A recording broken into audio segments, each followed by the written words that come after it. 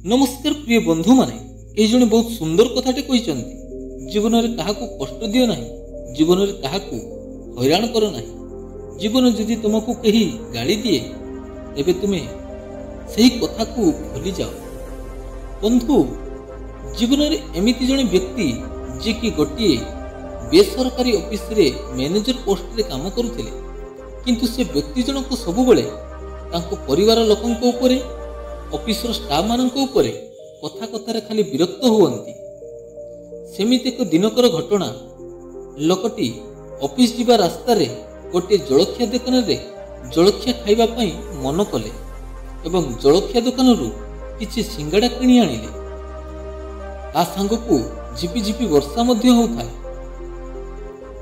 लोकटी भाबिले पाखरे थिबा बरगछ मूल रे बसी सिंगाड़ा गुड़िक खाइबे। से बरगछ मूल को जाई बसी पड़िले। सेतिक बेले तांको पाखरे आसी जणे विष्णु भक्त युवक मध्य आसी बसी पड़िले। विष्णु भक्त युवक जनक मैनेजर बाबूंको भली हाथ रे किछि सिंगाड़ा नहीं आनिथिले खाइबा पई। आ मैनेजर बाबू निज लैपटॉप रे व्यस्त थिले।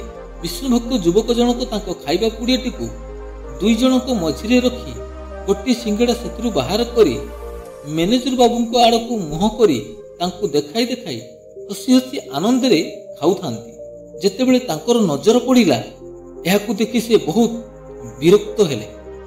युवकंको उपरे मने मने बहुत रागी जाउथिले। किछि न कहि पारी खाली बड़ बड़ नाली आखि देखाउथांती। मैनेजर बाबू रागरे जेते नाली आखि देखाउथांती, विष्णु भक्त युवक जनक सेते हसी हसी खाली खाई चली थांती। एमिति गोटे गोटे करी चारिटी सिंगड़ा से खाई देले। आ गोटे सिंगड़ा मैनेजर बाबूंको पई छाड़ी देई गले। गला बेले किछि न कही विष्णु भक्त युवक जनक हसी हसी खाली इशारा कही देई गले, गोटे तम पई रखी देई गली, तमे खाई नब। सेतेबेले मैनेजर बाबू रागरे तम तम हेउथांती। तांकर रागर कारण हेउछि कि से आनिथिबा सिंगड़ा गुड़िक विष्णु भक्त युवक जनक खाई देइछंती। किंतु सत एहा जे जेतेबेले मैनेजर बाबू तांको पाखरे थिबा बैग टी को उठाइले, ता तळे तांकर दुकानरु किणी आनिथिबा सिंगड़ा पुड़ियाटी को देखिबा को पाइले। एहा देखि मैनेजर बाबू मने मने भाबिले, मु खालीटारे से विष्णु भक्त युवकंको ऊपर रागुथिली। तेणु बंधु माने आम्भे माने मध्य बेले बेले आम जीवन रे अन्य को दोषी भावी बिना कारण रे रागी थाउ। आउ परे प्रकृत सत्य जानी मने मने पश्चाताप करि थाउ।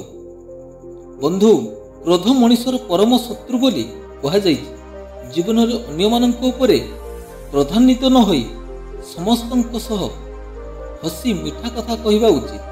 अन्य मानक ऊपर क्रोध कले आमे निजर क्षति करिबा संगे संगे अन्यर मन को मध्य कष्ट देई थाउ, जोंटा कि पाप श्रेणी रे गणा जाई था। आशा करूची बंधु माने वीडियोटी यदि भल लागि था वीडियो को लाइक करिवे, कमेंट करिवे और चैनल रे नुआ थिले चैनल को गोटे सब्सक्राइब करिवे को भूलिबेनी। रहूची बंधु माने भगवान आपन मन को भले रखंतु, खुशी रे थांतु। जय जगन्नाथ।